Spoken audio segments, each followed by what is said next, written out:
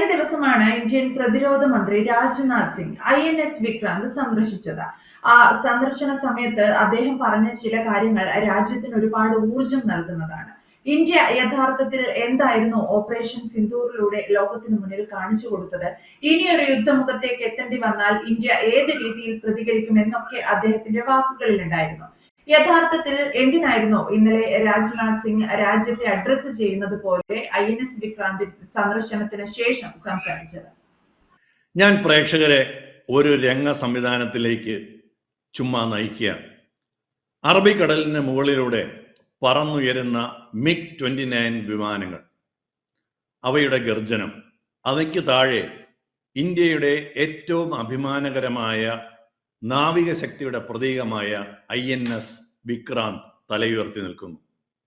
ഇന്നലെ 2025 May 30 INS വിക്രാന്തിന്റെ flight ഡെക്കിൽ വെച്ച് ഇന്ത്യയുടെ പ്രതിരോധ മന്ത്രിയായ ശ്രീ രാജ്നാഥ് സിംഗ് നടത്തിയ അതിശക്തമായ ഒരു പ്രസംഗം പാകിസ്ഥാനുള്ള വലിയ ഒരു മുന്നറിയിപ്പാണ്.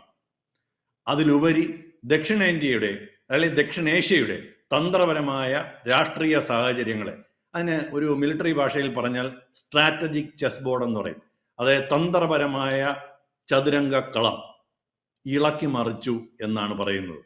എന്താണ് അദ്ദേഹം പറഞ്ഞത്? അതിനു മുന്നേ ഈ INS വിക്രാന്ത് എന്തുകൊണ്ട് സന്ദർശിച്ചു എന്നും കൂടെ നമുക്ക് വളരെ പ്രധാനമാണ്. നമുക്കറിയാം, ഈ ഓപ്പറേഷൻ സിന്ദൂറിൽ പ്രധാനമായും പങ്കുവഹിച്ചുവെന്ന് നമ്മൾ വിചാരിക്കുന്നത് ഇന്ത്യയുടെ എയർഫോഴ്സും മിസൈലുകളും ഡ്രോണുകളും പിന്നെ ഇന്ത്യൻ ആർമിയുടെ സംവിധാനങ്ങളുമായിരുന്നു. പക്ഷേ ഇന്ത്യൻ നേവി വലിയ ഒരു പങ്ക് വഹിച്ചിരുന്നു എന്നുള്ളതാണ് സത്യം. നമ്മൾ അതേക്കുറിച്ച് ഈ ABC-യിൽ തന്നെ ഒരു എപ്പിസോഡ് ചെയ്തിരുന്നു, എന്താണ് ഇന്ത്യ ചെയ്ത പരിപാടി. അപ്പൊ അതിനുള്ള അംഗീകാരമായിട്ടാണ് അദ്ദേഹം INS വിക്രാന്ത് സന്ദർശിച്ചത്. ഈ INS അദ്ദേഹം പറഞ്ഞ ഒരു പ്രധാനപ്പെട്ട ഒരു കാര്യം,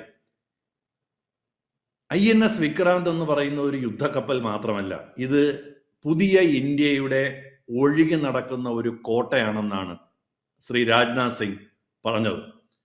നമുക്കറിയാം, ഈ INS വിക്രാന്ത് എന്ന് പറയുന്നത് കൊച്ചിൻ ഷിപ്പ്യാർഡ്, മലയാളികൾക്ക് അഭിമാനിക്കാവുന്ന കാര്യമാണ്. കേരളത്തിലെ കൊച്ചിൻ ഷിപ്പ്യാർഡ് നിർമ്മിച്ച ആദ്യത്തെ തദ്ദേശീയമായ ഇൻഡിജിനസ്, അതാണ് തദ്ദേശീയ പൂർണ്ണമായി ഇവിടെ ഉണ്ടാക്കിയ വിമാനവാഹിനി കപ്പലാണ്. ഒരു വിമാനവാഹിനി കപ്പൽ എന്ന് പറയുന്നത് വളരെ വലുതാണ്. ഇത് നമ്മുടെ ദേശീയ ഇന്ത്യയുടെ പ്രതിരോധത്തിന് കേരളം നൽകിയ അഭിമാനകരമായ സംഭാവനയുടെ ഒരു പ്രതീകമാണ്. ഈ യുദ്ധക്കപ്പലിൽ MiG-29 വിമാനങ്ങൾ, റഷ്യയിൽ നിന്ന് മേടിച്ച MiG-29K വിമാനങ്ങൾ, 30ഓളം യുദ്ധവിമാനങ്ങളും ഹെലികോപ്റ്ററുകളും ഉൾപ്പെടെയുള്ള ഒരു വലിയ സംവിധാനമാണ്. ഇന്ന് ഇതിൻ്റെ കൂടെ മൂവ് ചെയ്യുന്ന ഏകദേശം 36ഓളം യുദ്ധക്കപ്പലുകളുമുണ്ട്. ഇത് ഒരിക്കലും ഒരു വിമാനവാഹിനി കപ്പൽ ഒറ്റയ്ക്കല്ല സഞ്ചരിക്കുക, അതിൻ്റെ കൂടെ ഒരു വലിയ പടക്കൂട്ടം തന്നെ, പടക്കപ്പലുകളുടെ ഒരു കൂട്ടം തന്നെ കാണും, അന്തർവാഹിനികൾ ഉണ്ടാവും. അങ്ങനെ ഇന്ന് ഇന്ത്യൻ സമുദ്രത്തിൽ, ഇന്ത്യൻ മഹാസമുദ്രത്തിലായിക്കോട്ടെ, അറബിക്കടലിലായിക്കോട്ടെ, ബംഗാൾ ഉൾക്കടലിലായിക്കോട്ടെ, എവിടെയും ഇന്ത്യക്ക് സൈനിക ശക്തി, പ്രത്യേകിച്ച് നേവിയുടെ ശക്തി, പവർ പ്രൊജക്ഷൻ എന്നാണ് അതിന് പറയുക, പവർ പ്രൊജക്ഷൻ, അത് പ്രകടിപ്പിക്കുവാൻ കഴിയുന്ന ഒരു നീങ്ങുന്ന, ഒഴുകി നടക്കുന്ന വിമാനത്താവളമാണ്, അല്ലെങ്കിൽ ഫ്ലോട്ടിംഗ് എയർബേസ് ആയിട്ടാണ് INS വിക്രാന്ത് ഇന്ന് നമുക്ക് കയ്യിലുള്ളത്. അപ്പൊ ഈ ഓപ്പറേഷൻ സിന്ദൂറിൽ ഞാൻ നേരത്തെ പറഞ്ഞു, ഈ നേവി ഒരു വലിയ പങ്ക് വഹിച്ചിരുന്നു. ശരിക്കും പറഞ്ഞാൽ ഈ INS വിക്രാന്തും അതിൻ്റെ കൂടെയുള്ള 36 യുദ്ധക്കപ്പലുകൾ, അതിൽ മുങ്ങിക്കപ്പലുകൾ ഉൾപ്പെടെ പാകിസ്ഥാനോട് അടുത്ത് നിന്നിരുന്നു. അപ്പോ അദ്ദേഹം ഇന്നലെ പറഞ്ഞ ഒരു പ്രധാനപ്പെട്ട ഇതിന്റെ ഫ്ലൈറ്റ് ഡെക്കിൽ വെച്ച് അദ്ദേഹം പറഞ്ഞ ഒരു പ്രധാനപ്പെട്ട കാര്യം, നമ്മുടെ നാവികസേന ചോദിച്ചിട്ടും പച്ചക്കൊടി കൊടുക്കാത്തതാണ്. പച്ചക്കൊടി കൊടുത്തിരുന്നുവെങ്കിൽ പാകിസ്ഥാൻ 4 കഷ്ണങ്ങളായി മാറിയേനെ എന്നാണ് അദ്ദേഹം പറഞ്ഞത്. ഇത് പറഞ്ഞത് ഇന്ത്യയുടെ പ്രതിരോധ മന്ത്രിയാണ്. ഇതിനു മുൻപ് പലപ്പോഴും നമ്മൾ ചർച്ചകളിലൊക്കെ, അല്ലെങ്കിൽ ഈ യൂട്യൂബിലായിക്കോട്ടെ, മാധ്യമങ്ങളിലായിക്കോട്ടെ, ചർച്ചകളിൽ പലരും പറഞ്ഞിരുന്നു, ഇന്ത്യക്ക് പാകിസ്ഥാനെ 4 കഷ്ണങ്ങളാക്കി മാറ്റാനുള്ള കഴിവുണ്ട് എന്ന് പറഞ്ഞിരുന്നു, അത് ചെയ്യും എന്നൊക്കെ പറഞ്ഞിരുന്നുവെങ്കിലും ഒരിക്കലും ഇന്ത്യ ഔദ്യോഗികമായി അങ്ങനെ ഒരു പ്രസ്താവന നടത്തിയിട്ടില്ല. അപ്പൊ ഇന്നലെ ഈ INS വിക്രാന്തിൽ വെച്ച് നമ്മുടെ പ്രതിരോധ മന്ത്രി രാജ്നാഥ് സിംഗ് പറഞ്ഞത്, ഇന്ത്യക്ക് നേവി തുനിഞ്ഞിറങ്ങിയിരുന്നുവെങ്കിൽ, നേവി മുന്നോട്ട് നീങ്ങിയിരുന്നെങ്കിൽ, നേവിക്ക് ഒരു പച്ചക്കൊടി കിട്ടിയിരുന്നെങ്കിൽ പാകിസ്ഥാൻ 4 കഷ്ണങ്ങളായി മാറിയേനെ എന്ന് പറയുന്നത് വലിയ ഒരു ശക്തമായ പ്രസ്താവനയാണ്. മാത്രമല്ല, ഒരിക്കൽ 1971 ഇന്ത്യ പാകിസ്ഥാനെ 2ആക്കി മാറ്റി ബംഗ്ലാദേശിനെ ജനിപ്പിച്ചത് അദ്ദേഹം ഓർമ്മിപ്പിച്ചു. അപ്പോൾ ഓപ്പറേഷൻ സിന്ദൂറിൽ ഒരു ഇന്ത്യ പാകിസ്ഥാൻ നാവികസേനയ്ക്ക് പൂർണ്ണ സ്വാതന്ത്ര്യം നൽകിയിരുന്നെങ്കിൽ പാകിസ്ഥാന് എന്ത് സംഭവിച്ചേനെ എന്നാണ് അദ്ദേഹം പറഞ്ഞത്. ഒന്നുകൂടെ പറഞ്ഞു, ആരെങ്കിലും ചരിത്രം മറക്കാൻ ധൈര്യപ്പെട്ടാൽ ചരിത്രം ആവർത്തിക്കും, അപ്പോൾ മാത്രമാണ് ചരിത്രം ആവർത്തിക്കുന്നത് എന്ന് പറയുന്നത് പഴയ 1971 ഓപ്പറേഷൻ നമ്മുടെ ബംഗ്ലാദേശിന്റെ തുടക്കം ഇന്ത്യ ഉണ്ടാക്കിയതിന്റെ ഭാഗമാണ്. അദ്ദേഹം തുടർന്ന് പറയണ്ടായി, നമുക്ക് ഒരു വെടി പോലും വെക്കേണ്ടി വന്നില്ല, അതായത് നേവിക്ക് ഒരു വെടി പോലും വെക്കേണ്ടി വന്നില്ല. INS വിക്രാന്തിന്റെയും കൂടെയുള്ള പടക്കപ്പലുകളുടെയും സാന്നിധ്യം പാകിസ്ഥാന്റെ മുഴുവൻ നാവികസേനയെയും സ്വന്തം തുറമുഖത്തിലേക്ക് ഒതുക്കിക്കളഞ്ഞു. അവിടെ നിന്ന് അവർക്ക് അനങ്ങാൻ പറ്റാത്ത വിധത്തിൽ, അവരുടെ പ്ലെയിനുകൾക്ക് അവിടെ നിന്ന് അനങ്ങാൻ പറ്റാത്ത വിധത്തിൽ കരം അല്ലെങ്കിൽ കറാച്ചി കത്തും എന്ന്, കറാച്ചിയാണ് അവരുടെ ഏറ്റവും പ്രധാനപ്പെട്ട തുറമുഖം, കറാച്ചി കത്തുമായിരുന്നു എന്നാണ് അദ്ദേഹം സൂചിപ്പിച്ചത്. അപ്പോൾ ഒരു മിസൈൽ പോലും തൊടുക്കാതെ തന്ത്രപരമായ ഒരു യുദ്ധം, അതായത് സ്ട്രാറ്റജിക് വാർഫെയറിൽ പാകിസ്ഥാനെ നമ്മൾ മാനസികമായി ഞെരുക്കി ശ്വാസം മുട്ടിച്ചു, അല്ലെങ്കിൽ സൈക്കോളജിക്കൽ സ്ട്രാങ്കുലേഷൻ എന്ന് പറയും, അതാണ് സംഭവിച്ചത്. ഇനി ഇതൊക്കെ ചുമ്മാതാണോ പറഞ്ഞിരുന്നത് എന്നുള്ളത് പലരും ചോദിക്കും. അങ്ങനെയൊക്കെ പലർക്കും പറഞ്ഞൂടെ? അങ്ങനെയല്ല. ഇപ്പൊ ഏറ്റവും അവസാനം 2 ദിവസത്തിന് മുൻപ് പുറത്തു വന്ന പുതിയ കുറെ ഉപഗ്രഹ ചിത്രങ്ങൾ ഞെട്ടിക്കുന്നതാണ്. ഇത് പലപ്പോഴും പറഞ്ഞുവെങ്കിലും ഇതിനൊക്കെയുള്ള സ്ഥിരീകരണം പതുക്കെയാണ് വരുന്നത്. മെയ് 10 പാകിസ്ഥാന്റെ മുരീദ്, നൂർഖാൻ എയർബേസ് അങ്ങനെ ഉൾപ്പെടെ 9 വ്യോമത്താവളങ്ങൾ ആക്രമണം നടത്തുകയുണ്ടായി.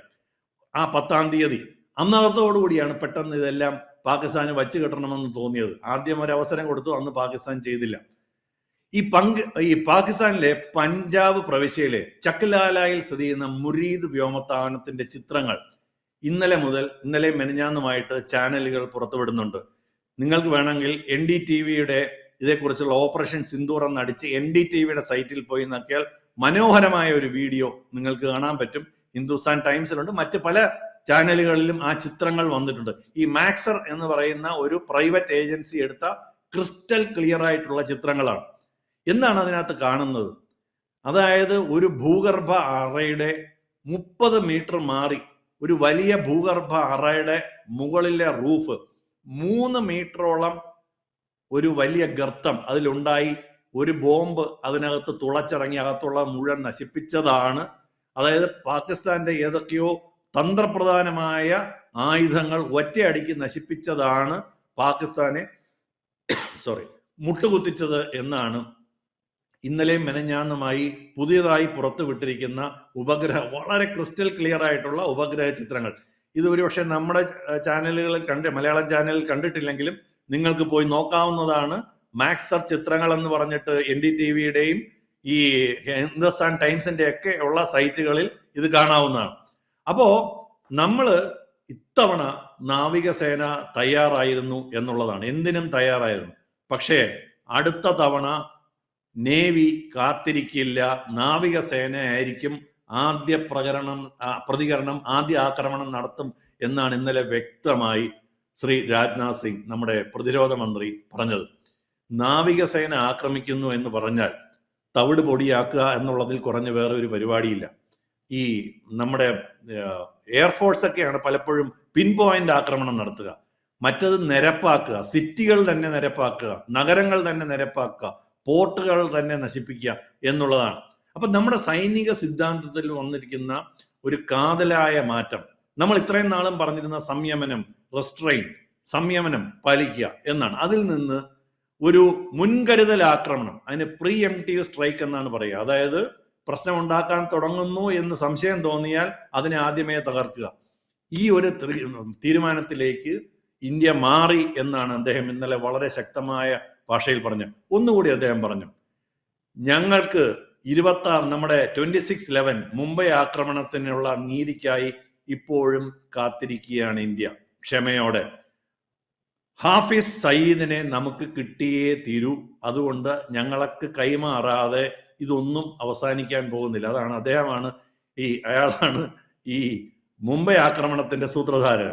അപ്പോ അദ്ദേഹം പറയുന്നു, ഇത് മുംബൈ ഭീകരാക്രമണത്തിലെ ഇരകൾക്ക് വേണ്ടിയുള്ള ശബ്ദമാണ്. ഇന്ത്യയുടെ ഒരിക്കലും മറക്കാത്ത ഓർമ്മപ്പെടുത്തലാണ് ഇപ്പോൾ ഈ നടത്തുന്നത്. നമ്മൾ മനസ്സിലാക്കണം, ഇന്ത്യക്ക് ഇന്ന് 2 വിമാനവാഹിനി കപ്പലുകളുണ്ട്. അതായത് ഒന്ന് ഈ പറയുന്ന INS വിക്രാന്ത് ഉണ്ട്, പിന്നെ നമുക്ക് INS വിക്രമാദിത്യ ഉണ്ട്. അതും ഇപ്പം ഈ കൊച്ചിയിൽ വെച്ചിട്ടാണ് കംപ്ലീറ്റ്ലി അതിനെ റീകണ്ടീഷൻ ചെയ്തെടുത്തിരിക്കുന്നത്.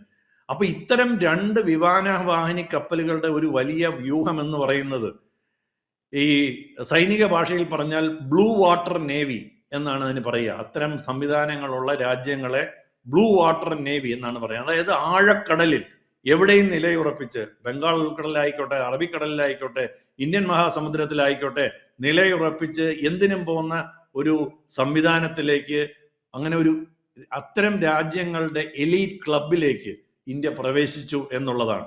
അപ്പൊ ഇത് ലോകത്തിനുള്ള ഒരു തന്ത്രപരമായ സന്ദേശം കൂടിയാണ്. ഇന്ത്യ സമാധാനമാണ് ആഗ്രഹിക്കുന്നത്, പക്ഷെ പ്രകോപിപ്പിക്കപ്പെട്ടാൽ ഞങ്ങൾ തിരിച്ചടിക്കും. അത് വാക്കുകളിൽ ഒഴുങ്ങി നിൽക്കില്ല, ഉരുക്കുകൊണ്ട് തിരിച്ചടിക്കും. അതായത് it will be answered in steel. അതാണ് അദ്ദേഹം പറഞ്ഞത്. അപ്പൊ ഇത് പാകിസ്ഥാന് മാത്രമല്ല, ചൈനയ്ക്കും ഇൻഡോ പസഫിക് ശക്തികൾക്കും ആഗോള ക്രമത്തിന് മൊത്തത്തിലും, അതായത് ഗ്ലോബൽ ഓർഡർ അല്ലെ വേൾഡ് ഓർഡർ എന്നാ പറയും, അവർക്ക് മൊത്തത്തിലുള്ള ഒരു സന്ദേശമാണ്. ഇന്ത്യ ഒരു പഴയ ഇന്ത്യ അല്ല, ഇത് പുതിയ ഇന്ത്യയുടേതാണ്. നമ്മുടെ പ്രതിരോധം എന്ന് പറയുന്നത് ആക്രമണമല്ല, അത് പരമാധികാരത്തിന്റെയും സുരക്ഷയുടെയും ആത്മാഭിമാനത്തിന്റെയും ഉറപ്പാണ്. ചെയ്യുമെന്ന് പറഞ്ഞാൽ ചെയ്തിരിക്കും എന്നുള്ളതാണ്. ഇതിനകത്ത് നമ്മൾ ഈ വിക്രാന്തി പോകുമ്പം മലയാളികൾ തീർച്ചയായിട്ടും അതിനകത്ത് അഭിമാനിക്കണം. കാരണം അത് കൊച്ചിയിലാണ് പണിതത്. അത് കൊച്ചിയിലെ ധാരാളം കേരളത്തിൽ നിന്നുള്ള എഞ്ചിനീയർമാർ അല്ലെങ്കിൽ ജോലിക്കാർ, തൊഴിലാളികൾ അതിൻ്റെ നിർമ്മാണത്തിൽ പങ്കെടുത്തിട്ടുണ്ട്. അത് ഇന്ന് ഇന്ത്യയുടെ അഭിമാനമായി മാറി എന്നുള്ളതാണ്. നമ്മൾ ഒരിക്കലും നമ്മുടെ നട്ടെല്ലിനി വളയ്ക്കില്ല. പരീക്ഷണങ്ങളെ നേരിടുമ്പോഴൊക്കെ ഉയർത്തെഴുന്നേൽക്കുന്ന ഒരു രാജ്യത്തിന്റെ പ്രതീകമാണ് INS വിക്രാന്ത് എന്നുള്ളതാണ് അദ്ദേഹം ഇന്നലെ സൂചിപ്പിച്ചത്. ഒരുപക്ഷെ അടുത്ത കാലത്തൊക്കെ ചെയ്തിട്ടുള്ളതിൽ ഇന്ത്യയുടെ പാകിസ്ഥാനുള്ള ഏറ്റവും ശക്തമായ മുന്നറിയിപ്പായിട്ട് വേണം ഇതിനെ കാണാൻ. അത് പറയുന്നത് ചുമ്മാതെ ഒരാളല്ല, ഇന്ത്യയുടെ പ്രതിരോധ മന്ത്രി ശ്രീ രാജ്നാഥ് സിംഗ് ആണ്. അതുകൊണ്ട് തന്നെയാണ് പാകിസ്ഥാൻ ഭയക്കേണ്ടത്. കൂടുതൽ വാർത്തകളും വിശേഷങ്ങളും നിങ്ങളിലേക്ക് എത്താൻ ABC മലയാളം സബ്സ്ക്രൈബ് ചെയ്യുക, ബെൽ ബട്ടണും അമർത്തുക.